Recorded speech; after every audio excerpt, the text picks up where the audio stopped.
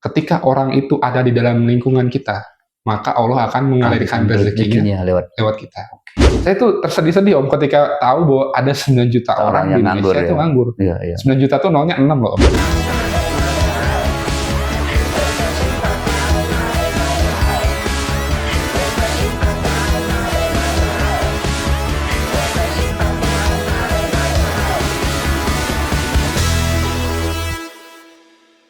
Assalamualaikum warahmatullahi wabarakatuh. Tipster, ketemu lagi kita di program kita yang luar biasa ini. Tidak lain adalah Tips Entrepreneurship Innovation Program by Sahiju. Tipster, saya biasanya 2 kali dalam setahun itu pergi ke Cina. Karena program kerjasama dengan beberapa perusahaan Cina, kemudian juga ingin belajar juga dari perusahaan-perusahaan Cina. Ketika kunjungan saya, ya itu banyak sekali perusahaan-perusahaan yang dikunjungi itu mereka pemiliknya adalah seorang dokter, profesor, atau mereka bekerja sama dengan perguruan tinggi di Cina. Yang kedua adalah mereka dalam satu perusahaan punya banyak paten, ada yang 100, 200, minimal 50 paten ya dari perusahaan mereka. Saya membayangkan kapan Indonesia punya perusahaan sejenis. Perusahaan itu memiliki paten yang banyak, kemudian pemiliknya adalah profesor, doktor. Ya, kalau bekerja sama dengan perguruan tinggi sudah banyak. Ya. Nah, inilah cita-cita atau mimpi saya untuk Indonesia. Hari ini, Tipster, kita kehadiran tamu yang luar biasa. Beliau adalah seorang dokter muda yang sudah memiliki perusahaan ketika dia mahasiswa. Tidak lain adalah hari ini adalah Alif. Terima kasih Alif sudah datang. Terima kasih juga Pak sudah diundang ke sini. Nah Alif, terima kasih ya sudah hadir. Nah Alif bisa cerita nggak gimana bisa mendirikan perusahaan ya? Sejarahnya, pengalamannya ketika sudah dari S1, S2, S3 dan termasuk juga menurut saya juga adalah dokter muda juga ya, umur 25 tahun sudah menjadi dokter ya. Bisa cerita nggak pengalamannya? Ya, Om makasih banyak ini sebelumnya kebahagiaan juga nih bisa ketemu Om Syafqi di sini. Iya, panggil Om aja biar kalian mudah. Ya boleh Om.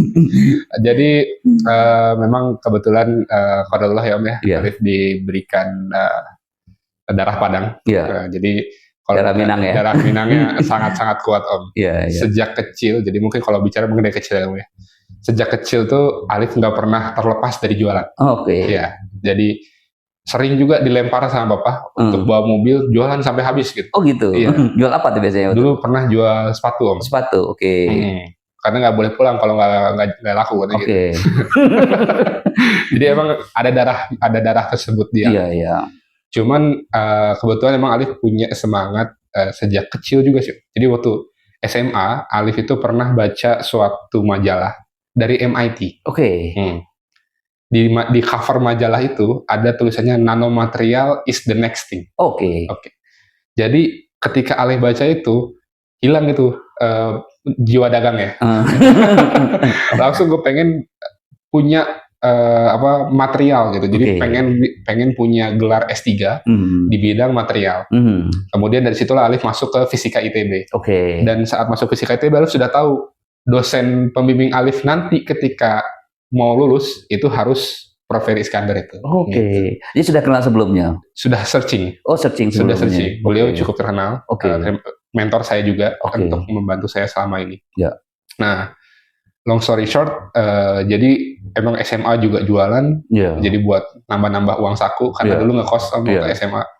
Terus juga kuliah juga sama, kebetulan kuliah juga dapat beasiswa dari BI, gitu. Jadi udah cukup bisa lah gitu ya.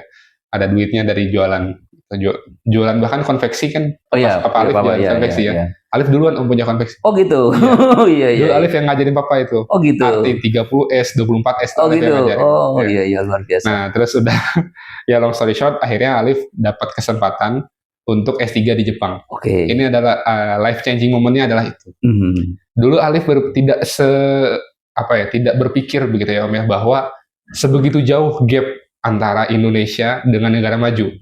Gitu. Alif berpikir negara kita emang tertinggal, tapi nggak sejauh itu tertinggal. Jadi ketika Alif ada di Jepang Om, Alif tuh ada di suatu laboratorium yang jaraknya itu tuh hanya beda seberangan dengan Honda R&D. Oke. Oh, Gitu. saking dekatnya ya. Iya, jadi Honda R&D itu terlihat dari jendela laboratoriumnya Alif. Oke. Gitu. Itu perguruan tinggi apa namanya di Jepang? Alif dulu menelitinya di Rikeng. Oke. Rikagaku Kenkyusho. Oke. Ya, cukup terkenal kalau di Jepang. Ya. Yang menemukan Ajinomoto, Om. Oh, oke. Iya. Ya, bumbu sasa itu yang menemukan adalah Rikeng. Oke. Gitu. Termasuk yang menemukan material nihonium. Oke. Gitu. Itu ditemukan di Rikeng. Okay. Jadi Alif melihat bahwa di Jepang itu bisa maju karena kedekatan antara lembaga riset atau pengetahuan dengan industri. Dan nggak cuma sekali, Alif itu diminta untuk melakukan pengujian material dari industri. Jadi orang industri yang datang, terus kemudian minta tolong ke kita, tolong ujikan ini. Apa sih solusi untuk permasalahan saya ini? Begitu. Awalnya Alif tidak percaya, karena dosen Alif itu selalu ngomong seperti itu. Alif kemudian berkesempatan ke Jepang dan tahu akan hal itu. Jadi, oh bener nih kayak gitu. Ada kondisi di mana emang material itu dikembangkannya di level universitas dan penelitian. Nah, itu semester pertamanya. Semester keduanya, Alif berinteraksi dengan suatu perusahaan gitu yang dia itu seperti solusi dari permasalahan material di Indonesia. Gitu. Ya. Jadi kan kalau di penelitian mungkin Om juga tahu bahwa penelitian kita dari Kemendikti mensyaratkan ada luaran. Ya. Atau ada suatu luaran yang dimana biasanya itu selalu susah. Contoh aplikasi baterai. Dan kalau mau baterai langsung pengen jadi mobil listrik. Iya. Nggak mau baterainya kecil-kecil. Iya. Gitu kan. Dan pengen sesuatu yang besar. Iya. Sedangkan banyak sekali peneliti di Indonesia, Om. Levelnya itu memang hanya bisa untuk sampai level material. Begitu. Iya. Nah, ada gap dong berarti ya? Ada gap, begitu. Dimana di Indonesia itu tidak diakuin level material. Sedangkan ketika di Jepang, level material itu diakui, Om. Gitu. Karena seperti yang tadi Alif ceritakan, yang Alif kembangkan itu hanya dari material jadi device. Alif nggak kembangkan dari bubuk, nggak dari scrap, tapi udah jadi material jadi, Alif kembangkan device-nya ketika di Jepang. Nah, dari sana Alif berpikir bahwa ketika kita ingin maju, Indonesia ingin maju, kita nggak selamanya Om bisa bergantung pada barang mentah. Kita harus bergantung pada barang jadi kalau kita pengen jadi negara maju. Karena di situ edit value-nya sangat tinggi. Betul. Nah, dari sana Alif berpikir, kalau Alif mau menunggu industri di Indonesia siap untuk menerima material yang dikembangkan di universitas, itu kapan? Gitu. Ada kegelisahan sangat besar, Om, untuk Indonesia ini bisa maju, karena ya Alif tuh sering Om nangis di kereta, gitu. Alif bilang, ini kita di Jepang ya, kan gaji lumayan ya. Tapi kita menikmati semua fasilitas di Jepang yang mewah ini, tapi negara kita miskin, Om. Dia sering nangis tuh ya. Iya. Jadi dari sanalah Alif itu terpikir bahwa kalau nyampe di Indonesia, gitu, ilmu yang udah dapat ini harus jadi duit, gitu. Harus bisa menghidupkan orang lain, gitu. Nah, dari sanalah akhirnya Alif pas pulang ke Indonesia, Alif pulang itu bulan November, nikah bulan November. Setelah November itu, akhir Desember langsung bikin PT. Gitu. Jadi Alif nabung dari Jepang. Jadi modalnya dari tabungan dari sekolah Jepang itu. Iya. Karena kebetulan Alif dapat beasiswa juga dari Jepang. Gitu. Yang nilainya lumayan. Jadi November menikah, kemudian November juga mendirikan perusahaan. Saat bersamaan juga adalah kuliah masih S3. Luar biasa. Berarti di situ sudah punya keyakinan bahwa dengan menikah, kemudian dengan buat perusahaan, itu yakin bahwa ini akan jalan maju, kemudian berhasil gitu ya. Ada keyakinan karena saya melihat peluangnya, Om. Gitu. Kemudian bisa cerita juga. Jadi sudah tahun pertama langsung untung ya. Alhamdulillah. Untung ya. Nah, ke depan mau dibawa kemana, Ami? Ami dulu, nanti kita bicara perusahaan yang lain. Jadi Om, Ami itu saya dedikasikan untuk peneliti di Indonesia. Gitu. Kenapa ada maksudnya tuh untuk didedikasikan ke itu? Maksudnya gimana? Ami itu Om bukan perusahaan trading. kita itu mencoba untuk menyelesaikan masalah yang dialami oleh peneliti di Indonesia, gitu. Karena saya pernah pernah meneliti ketika S3, saya tahu masalahnya apa. Bisa ceritain nggak sedikit masalahnya apa tuh? Masalah yang pertama tadi kita udah sebut ya, masalah waktu tunggu chemical. Lead time ya. Lead time ya. Gitu. Kadang chemical itu kita tuh bisa bikin chemicals yang harganya lebih dari emas, gitu. AMI itu jual material harganya sekitar 8 juta 1 gram. Oh, 1 gram sedikit ini 8 juta ya? 8 juta 1 gram. Iya. Gitu. Dan di luar negeri kalau yang ini kita impor ya. Di luar negeri kita itu bahkan jual material 20 juta 100 miligram. Oh. Gitu. Jadi dalam tanda kutip kita tuh bisa menciptakan emas. Ya kan? Kita bisa membuat emas dengan material. Kita bisa bikin suatu material harganya jauh lebih mahal dibanding emas. Kita yang pertama tadi kita dedikasikan itu untuk orang Indonesia sehingga orang Indonesia tuh bisa meneliti dengan cepat sehingga bisa menghasilkan material. Dengan semua solusinya. Artinya produk yang dibuat ini untuk di-provide untuk para peneliti-peneliti Indonesia. Betul. Gitu ya? Iya. Nanti peneliti dia pasti menghasilkan produk lain. Nah, produk yang bisa berbeda, mulai nilai tambah, kemudian juga mungkin juga bisa untuk aplikasi yang lain. Nah, itulah mimpi kedua saya dengan AMI. Yaitu adalah nanti peneliti itu bisa kasih resepnya ke kita, bisa kasih material ke kita untuk kita jual lagi. Sehingga material itu adalah barang jadinya, Om. Kita nggak cuman jualan aja sih, Om. Tapi kita juga terima custom. Gitu. Jadi custom, kita punya tim R&D kita sendiri. Isinya S2 di ITB, ada yang dari FT, ada yang dari kimia, gitu. Untuk kita bikin berbagai jenis alat. Misalnya pengen bikin brushing yang otomatis, kita juga bisa, gitu. Sekarang timnya ada berapa orang? Kalau yang di AMI ada sekitar 16 atau 17 orang. Dari 16-17 itu berapa orang yang S2-nya? S2-nya berarti kalau di AMI 3. 3 ya? Di AMI 3 orang. Baik, Alif. Nah, kita masuk sekarang ke perusahaan yang kedua ya. Nah, ini perusahaan kedua ini mungkin perusahaan yang lebih gampang dimengerti oleh saya, oleh orang awam, gitu kan ya. Bisa ceritain perusahaan kedua ini perusahaan bergerak bidang apa? Dan kenapa mendirikan perusahaan ini? Mungkin dari yang pertanyaan kedua dulu ya. Jadi ketika masuk perusahaan pertama, saya berpikir sebagai startup. Saya mencoba untuk mendelivery ini ke sebanyak mungkin orang, gitu. Bahkan ke dosen ITB, gitu. Tapi Om, sangat sulit. Kita ngomong di kereta, ketika ditanya, Bapak usahanya apa? Saya bilang, saya usahanya nanomaterial, Pak. Orang nggak ngerti. Apalagi gitu. Nanomaterial masih agak, masih bisa. Tapi satu lagi tadi itu yang dot itu. Quantum dot. Quantum dot lebih susah dimengerti. Lebih ngerti lagi. Lebih susah lagi. Itu menjual awang-awang ya. Iya, betul. Jadi saya susah untuk mendelivery itu ke orang Indonesia, Om. Jadi akhirnya saya memutuskan, wah saya nggak bisa seperti ini, saya bilang. Saya perlu dikenal kalau kita ingin punya exposure. Akhirnya saya bikin perusahaan kedua. Gitu. Saya punya 2 ilmu, Om. Ilmu pertama saya dari bidang material, dan ilmu kedua saya dari bidang baterai. Baterai ya.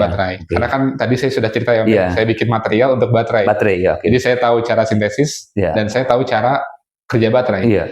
Nah akhirnya karena tadi Om ya dimotivasi bahwa ini perusahaan harus sebesar mungkin, karena kita pengen semua orang Indonesia bisa kerja, gitu. Kita waktu saya di Jepang, Om, agak back sendiri ya. Nggak apa-apa. Saya baca berita 9 juta orang Indonesia nganggur, Om. Gitu. Di Jepang, Om, nggak ada orang nganggur. Makanya banyak imigran di sana. Lapangan kerja sangat luas di Jepang, makanya banyak imigran. Saya tuh tersedih-sedih, Om, ketika tahu bahwa ada 9 juta orang di Indonesia itu nganggur. 9 juta tuh nolnya 6 loh, Om. Itu 9 juta itu udah berapa persen dari penduduk Indonesia? Betul. Artinya tuh kalau ada orang di Bandung tuh berapa kali ke kota Bandung, Om. Betul. Nganggur semua. Nganggur, ya. Nah, jadi saya berpikir ada nggak sih usaha yang memang bisa untuk kerja lebih banyak orang? Nah, Kalau nanomaterial, orang pengen kerja di nanomaterial dia harus punya pendidikan tinggi, Om. Ya. Karena tadi kan rata-rata di saya punya gelar pendidikan perguruan tinggi, pendidikan tinggi kan. Nah, akhirnya saya bikin gimana caranya bisa punya usaha yang emang jauh lebih besar lagi. Tapi tetap ada hubungannya sama pengetahuan saya. Makanya saya bikin Batari. Batari. Iya. Singkatan apa Batari itu? Batari itu singkatannya dari Baterai Asal Republik Indonesia. Wah, luar biasa. Nah, di Batari kita bikin baterai pack. Gitu. Saya berpikir kalau kita pengen bikin baterai, Om, apa sih aplikasi yang paling mudah dimasukin oleh saya? Gitu. Kita bisa bicara baterai untuk HP misalnya, atau baterai untuk mobil listrik atau motor listrik, gitu. Sedangkan kita nggak punya pasar mobil listrik dan nggak punya pasar motor listrik, ya kan? Atau nggak punya industrinya, gitu. Nah, kalau kita pengen bikin motor listrik, kita harus bikin baterai untuk motor listrik, kita harus bikin motornya kan. Saya nggak ngerti motornya. Yang saya ngerti adalah solar cell, karena saya punya exposure penelitian solar cell. Dan yang saya ngerti adalah baterai. Jadi udah saya kombinasikan itu. Saya bikin baterai untuk PLTS, begitu. Nah, ya long story short, jadinya seperti sekarang. Gitu, sudah merambah kemana-mana. Baterainya bahkan bukan cuma baterai pack untuk panas surya aja, Om. Tapi kita ada baterai untuk mobil, untuk kapal listrik ada. Gitu. Jadi sekarang sudah buat baterai, brand sendiri, sendiri. Kemudian baterai ini memang tidak dari material awal, tapi paling enggak sudah ada intermediate lah ya. Betul. Jadi diimpor, kemudian dibuatkan baterainya sendiri, brandnya sendiri ya. Baterainya tuh kita bahkan ngambil dari manufaktur di Indonesia. Oh, manufaktur Indonesia. Oke. Gitu. Jadi selnya dari Indonesia. Dari Indonesia. Selnya dari Indonesia. Oke, baik, Timster. Nah, sekarang kita sudah mulai sudah mulai kenal dengan Alip dan kira-kira visinya ke depan ya. Nah, Alip, tadi kan cerita tentang perusahaannya kedua, Batari ya. Betul. Ini kalau boleh diceritakan, berarti ini perusahaan adalah provider EPC company untuk solar panel ya. Kemudian baterainya sudah buat sendiri. Yang lain masih belilah sama orang lain. Betul. Ya. Kemudian ini sudah menjarah atau memasarkan kemana aja nih di Indonesia? Sudah kemana aja selain di Jawa? Saya lihat sudah kemana-mana ya. Iya, Om. Kita kalau paling ujung di Mentawai. Mentawai di sudah. Barat. Di Mentawai itu kita naik kapal 4 jam. Dari Padang. Ya. Hingga ke Papua, Om. Untuk sekolah di pegunungan Papua. Sampai Papua juga udah. Sampai Papua sudah. Berarti sudah banyak sekali ya. Iya. Terus boleh ceritakan juga nggak? Apa kira-kira manfaatnya? Tadi kan kita di luar ini kan udah ceritakan ya. Kan kita kan di rumah-rumah kan masih menggunakan PLN ya. Betul. Bisa ceritakan juga apa kriterianya perusahaannya Batari ini gitu ya. Dipakai atau customernya kira-kira siapa saja bisa menggunakan, yang bisa dapat manfaatnya. Betul. Jadi kalau Batari itu kita pakai PLTS ini, memang satunya untuk gerakan carbon free ya. Gitu. Jadi emang kita punya apps-nya juga. Ada aplikasinya? Ada aplikasinya, Om. Saya tunjukin. Iya. Kita kembangin sendiri, Om, IoT-nya. IoT juga sendiri? IoT-nya sendiri. Di aplikasinya apa kira-kira yang bisa dimonitor di situ? Kalau di aplikasinya kita bisa monitor penggunaan listrik kita. Gitu. Bisa dimonitor di handphone? Iya. Ketahuan berapa listrik kepakai? Seperti ini. Nanti di dalamnya juga kita ada juga nih, Om. Kita pengen tahu misalnya datangnya dari mana aja. Datangnya maksudnya apa? Maksudnya jadi listrik di rumah kita dari panel berapa, dari baterainya berapa, dari PLN berapa. Bisa. Itu bisa ketahuan. Bahkan monitor sampai ke level baterainya, Om. Gitu. Jadi baterainya bisa kita monitor nih. Ini yang ada di kantor kami. Gitu. Kita bisa monitor berapa health-nya, dia udah berapa kali siklus. Gitu. Nah, itu kita kembangin sendiri. Tadi apa manfaatnya? Tadi mungkin bisa ceritakan nggak? Orang harus mensubstitusi menggunakan listrik PLN dengan menggunakan jadi PLTS ya. Jadi kalau PLTS ini, Om, memang harga listriknya lebih murah, gitu. Dan dia itu bisa untuk semua orang, gitu. Jadi kalau kita mau bikin di daerah A belum ada PLN, nah kita bisa pakai PLTS. Tapi untuk yang sudah ada PLTS-nya, sudah PLN-nya, itu tuh bisa menghemat 50-70%. Luar biasa ya. Iya, itu targetnya. Kalau di atas itu baterainya terlalu banyak. Oke. Gitu. Optimalnya di situ. Kira-kira optimalnya tadi balik lagi optimal untuk rumah, kira-kira penggunaan berapa kilo atau kaliwatt yang kira-kira feasible? Ya. Jadi kita itu kalau untuk rumah cocok untuk yang levelnya di 3.300 ke atas. Oh, oke. Itu bisa saving banyak. Bisa saving banyak karena listriknya udah nggak kena subsidi kan. Iya. Gitu. Nah, kalau masih kena subsidi belum cocok kalau pakai panel surya. Iya. Nah, 3.000 ke atas, kemudian skemanya yang ditawarkan adalah harus kita beli atau ada program yang mungkin bisa meringankan untuk investasi. Ini sekalian kita promosi juga.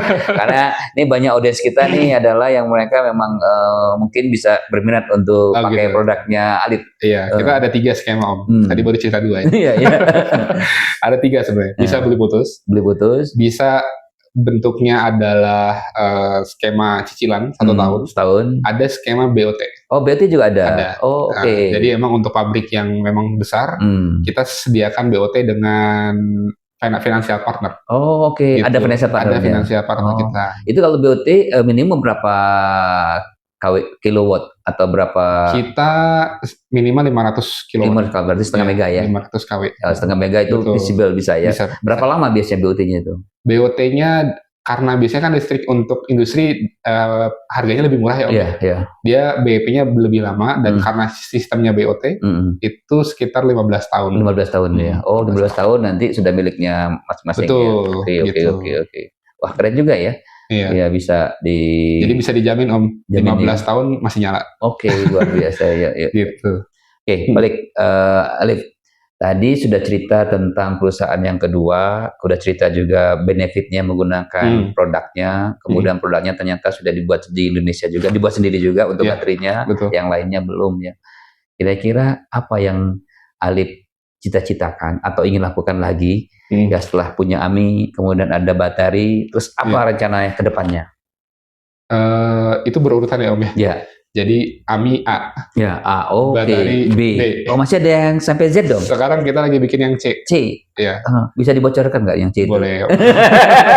Siapa tahu ada investor tertarik. Iya. Jadi kita bikin material Om. Oh, material. Ya, material baterainya. Oh, material baterainya. Tadi baterai sebagai perusahaan dari sel ke assembly itu sudah ada. Nah, di Indonesia Om, itu juga sudah ada perusahaan dari raw material jadi sel. Itu ada di Indonesia. Tapi nggak ada perusahaan di Indonesia yang bikin raw material. Oke. Gitu. Masalahnya Om, itu adalah bisa dikatakan fragile-nya Indonesia. Gitu.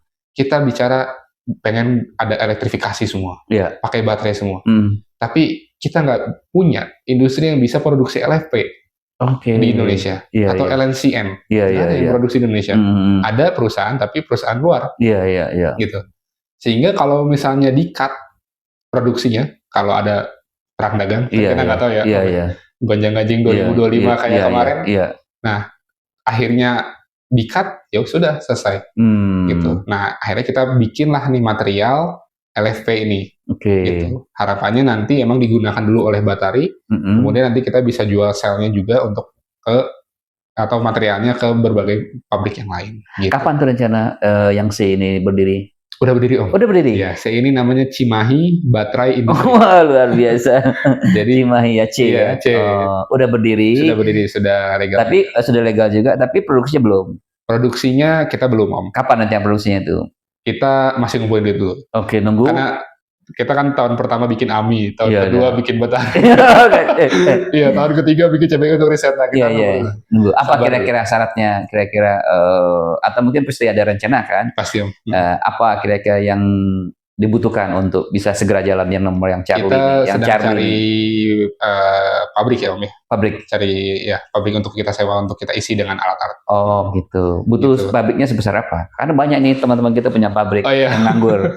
Iya, kita sebenarnya untuk karya sekarang bisa dikatakan emang baru di awal ya Om ya. Mungkin masih luas, level 200 meter persegi masih bisa. Bisa ya? Masih bisa. Oke. Gitu. Ya, harusnya bisa dong segera tercapai itu. Amin. Ya. Kita ada rekan partner juga sih Om dari ITB, dari Polban yang bantu kita juga untuk mewujudkan ini. Iya. Jadi ini produksinya hanya butuh kira-kira butuh pabrik. Iya. Perlu investor juga nggak?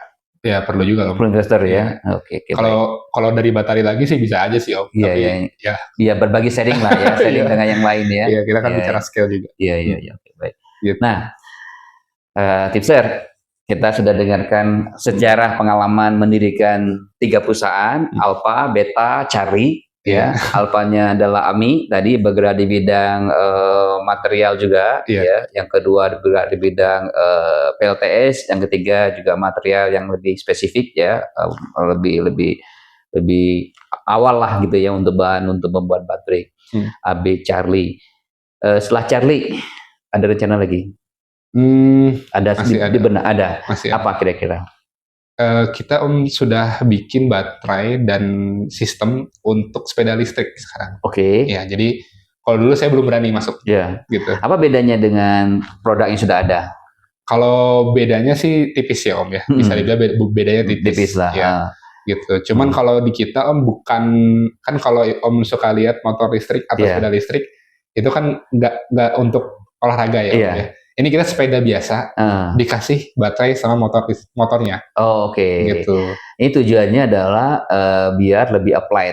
Artinya produk yang tadi ini banyak dipakai, dimanfaatkan. Betul. Itu ya. Itu sama juga Om, pengalaman di Jepang. Iya. Kalau di Jepang itu kan semua pakai sepeda Om. Nggak kayak sekarang, semua kan pakai motor sekarang. Iya. Kalau di Jepang semua pakai sepeda. Iya. Nah, padahal Tokyo itu berundak-undak Om. Gitu. Dia kan mantan pegunungan ya. Jadi ada bukitnya gitu.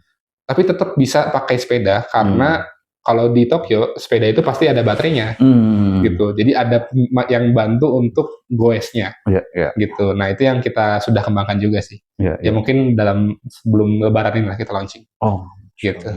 Luar biasa ya. Lip, nah dia cerita nggak apa peluang dan tantangan ketika pengalaman mendirikan 3 perusahaan ini? Kalau menurut saya di Indonesia ini ya Om ya. Ini emang tanah yang diberkahi. Menurut saya peluang itu sangat-sangat banyak. Sangat banyak sekali ya. Gitu. Saya dulu nggak kepikiran bahwa kita bisa punya omset sampai lebih dari 1 juta US dollar. Iya. Ya kan, kita nggak kepikiran dulu. Iya. Gitu. Dulu saya ngasal aja ngomong ke tim saya gitu. Pak, kita butuh target nih tahun ini. Kita mau target berapa gitu? 1 juta US dollar. Entah bisa ya. Tercapai gitu. Karena dulu berpikir kayak nggak mungkin gitu. Dulu modal saya cuma 20 juta. Iya. Gitu. Karena ya. Dan teman-teman ada untung lagi yang tadi Ami ya. Iya. Gitu. Iya, jadi peluang tuh di Indonesia tuh sangat banyak Om. Kita mau usaha apapun, kalau kata orang ada Red Ocean, ada Blue Ocean gitu ya. Orang-orang juga udah ngomong ke saya ketika bikin PLTS itu, ini Red Ocean, udah banyak pemainnya gitu. Iya. Tapi masih bisa kok Om. Masih banyak. Negara kita ini 240 juta lebih penduduknya. Iya. Ya kan? Mau dikasih kita semua padahal udah punya makan kan Om. Ada MBG masih aja masuk. Iya. Ya kan Om. Artinya masih sangat banyak peluang kalau kita mau ada di Indonesia ini untuk berusaha. Gitu. Tapi ya tadi kita harus bisa membaca. Gitu. Kira-kira industri mana yang memang dalam jangka panjang itu bisa bermanfaat untuk orang banyak. Oke. Satu gitu. Bermanfaat orang banyak ya. Satu bisa bermanfaat untuk orang banyak. Jadi dan itu tuh bisa didapatkan dari pendidikan. Gitu. Saya nggak ngebuang tuh S3 saya. Iya. Gitu. Jadi S3 masih tetap pakai ya? Iya. Karena dalam S3 kan yang diajarkan adalah first principle thinking. Oke. Gitu. Gimana kita bisa melihat suatu problem itu dari akarnya. Gitu. Apa sih root cause dari suatu problem ini? Dari suatu peluang ini apa sih yang bisa kita dapatkan itu juga dari sana. Iya. S3 saya kan 4 tahun ya Om. S2 sama S3 saya 4 tahun. 4 tahun ya. Iya. 2 tahun pertama itu Om, saya benar-benar dihajar kenapa saya ngelakuin ini, gitu. Ya kan, itu kan ujian proposal di dalam S3 kan itu obviously. Kenapa kok kita harus ngelakuin ini? Kenapa? Nah, akhirnya kita terbentuk menjadi orang yang bisa berpikir kenapa kita ngelakuin ini, kenapa kita ngelakuin itu, gitu. Nah, S3 itu satu jalannya. Jadi akhirnya saya juga tahu bahwa banyak sekali teman saya yang dari S3 itu jadi entrepreneur juga. Oh, ikut ya? Ikut. Oh, berarti menularkan berarti ya? Iya. Kita ada komunitas juga Om. Oh, oke. Gitu. Iya. Tapi lucunya komunitasnya bukan dari Indonesia Om. Oh gitu, dari negara-negara lain? Iya. Oh, oke. Gitu. Nah, itu peluang yang kita lihat ada di Indonesia. S3 itu jadi satu cara menurut saya untuk membuat Indonesia ini bisa berkembang dari segi high-tech dan bisa melihat peluang yang ada. Iya. Nah, tantangannya kalau menurut saya kembali lagi tantangannya adalah gimana kita bisa mendidik orang lain. Oke. Gitu. Mendidik orang lain. Mendidik orang lain. Iya. Gitu. Karena emang saya perlu bicara jujur ya, Om. Iya. Di Indonesia ini sangat banyak permasalahan itu datang dari karena kita malas, Om. Iya. Gitu. Iya. Kadang kalau kita mohon maaf ya, ini kan real ya, Om. Iya. Kadang kita ke dinas, jam 2 sudah main pingpong. Iya. Ya kan? Iya. Saya kalau di Jepang, Om, jam 5 sore juga mereka masih kerja. Iya. Gitu. Jadi emang kita harus bisa mendidik orang lain. Itu tantangan terbesar yang ada di Indonesia. Gitu. Dan itu bisa dimulai ya dengan berkomunitas. Gitu. Ya dengan berbagai macam lah. Gitu. Itu tantangan terbesarnya kalau menurut saya di Indonesia ini. Kita belum punya work habit yang cukup untuk membuat Indonesia ini jadi negara maju. Oke, baik. Baik, Tipster, kita sudah cukup banyak diskusi dengan Alif gitu ya. Tapi sebelum kita akhiri, ada banyak hal juga yang kita tanyakan juga Alif ya. Kaitannya dengan ini, mimpi Alif lagi ya. Kadang-kadang kita pengen menggali mimpi Alif, mudah-mudahan mimpinya ini bisa menular dan bisa berkolaborasi sama yang lain ya. Karena kebetulan ini banyak anak-anak muda ya. Apa mimpi Alif untuk Alifnya sendiri, kemudian perusahaannya dan Indonesia? Oke. Kalau mimpi saya sih kembali ya, Om ya, saya tetap ingin semua orang Indonesia bisa bekerja. Gitu. Nah, kalau khusus untuk diri saya pribadi, dengan mengutilisasi apa yang sudah saya dapat dari negara. Gitu. Sekarang banyak ada isu gitu, LPDP dan segala macam. Saya juga sebagai salah satu beneficiary, Om. Oh, beneficiary dari LPDP juga. Saya kan dari PMDSU. Oh, PMDSU. Sama dari Kemendikti, tapi kalau PMDSU. Saya sudah dapat dari negara ini, gitu. Untuk saya, walaupun jumlahnya tidak besar, dulu saya bisa dikatakan nggak punya apa-apa dibandingkan alumni ITB yang lain. Tapi beasiswa itu cukup untuk membuat saya punya ilmu seperti sekarang. Gitu. Nah, saya pengen kalau sekarang ya saya berbagi apa yang sudah saya dapatkan sehingga negara ini tuh nggak rugi lah dengan investasi ke orang-orang kayak saya. Gitu. Kan sudah terbukti juga sudah mengkaryakan banyak karyawan, researcher di perusahaannya, yang artinya sudah menciptakan peluang kerja kan. Nah, untuk 3 perusahaan tadi kan, ini kan menurut saya sudah suatu yang luar biasa nih. Tapi masih kecil, Om. Masih kecil. Ya, artinya ke depan ini akan dibesarkan ya. Ya, pengennya sampai ribuan lah. Ribuan ya. Oke. Makanya, Om, kita pengen punya pabrik itu karena itu. Untuk ingin bisa mengutilisasi ribuan orang untuk bisa bekerja ya, berkontribusi untuk negara sehingga mengurangi pengangguran ya. Luar biasa. Mudah-mudahan cita-citanya bisa segera tercapai. Amin. Oke, itu satu. Yang kedua, pertanyaan saya di ujung ini ya. Apa pesan ya untuk anak-anak muda ya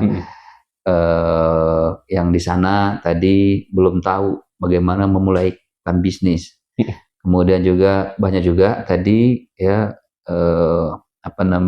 orang-orang yang punya pendidikan ya kan S1 tapi masih nganggur. S2 lebih banyak nganggurnya.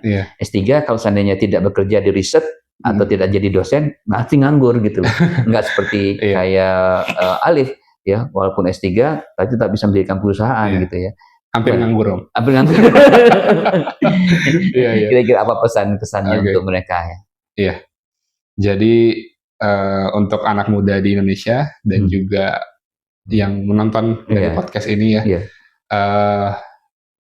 Pertama, tanah air beta ini ya, tanah air kita semua ini butuh kita. Baik. Gitu. Perbanyaklah rasa empati sehingga muncul motivasi. Gitu. Empati for motivation ya. Kadang tuh kita terlalu egois melihat ke diri kita sendiri. Mikirin diri sendiri. Gitu. Cobalah berpikir ke orang lain. Gitu. Mungkin dari situlah jalan rezeki itu ada, Om. Gitu. Saya tuh merasa bahwa agak terlalu berani kalau orang bilang gitu kita punya pegawai begitu banyak dalam waktu yang terlalu singkat. Tapi ada cara berpikir kedua. Ketika orang itu ada di dalam lingkungan kita, maka Allah akan mengalirkan rezekinya lewat kita. Gitu. Nah, jadi cobalah berempati untuk mendapatkan motivasi lebih dari usaha kita, gitu, untuk mendapatkan peluang tadi. Nah, ketika peluang itu sudah ada, Om, gitu, jangan berhenti, gitu. Karena kalau kita berhenti takut gagal, sebetulnya kegagalan terbesar itu karena kita tidak mulai, gitu. Karena takut tadi. Karena takut, gitu. Kita nggak tahu Om, di ujung jalan itu tuh ada siapa, gitu.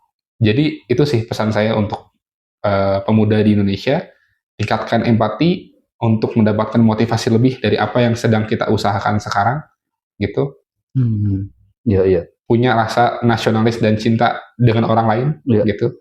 Kita nggak bicara, oh negara ini seperti apa, chaos, enggak. Kita bicara, ini untuk orang yang ada di sekitar kita aja, gitu.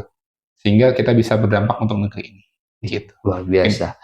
Baik, tipster, kita sudah dengarkan ya. Jadi kata kuncinya adalah tadi di ujung tadi ya, menjadi technopreneur itu adalah mulia, itu ya, bisa berkontribusi kepada negara, tidak usah ke negara, kepada orang sekitar saja, ya bisa memberikan tadi pekerjaan untuk mereka, sehingga tadi disebutkan bahwa rezekinya dari Allah lewat technopreneur yang dibuatkan tadi ya, yang diciptakan tadi. Baik, tipster, sudah cukup waktu kita, tentu masih kurang ya. Kita berdoa mudah-mudahan Alif ya, dengan perusahaannya Alpha Beta Charlie ya bisa berjalan lancar, kemudian memanfaatkan yang besar-besarnya kepada mereka semua, mereka menjadi loyal, kemudian juga semoga Charlie juga bisa meng-hire ribuan karyawan, punya pabrik yang besar, sehingga lebih banyak manfaat untuk orang lain. Tentu kita masih menunggu juga ya, kalau dalam waktu tidak terlalu lama ya, setahun, 2 tahun, 3 tahun sudah ada 3 perusahaan ya.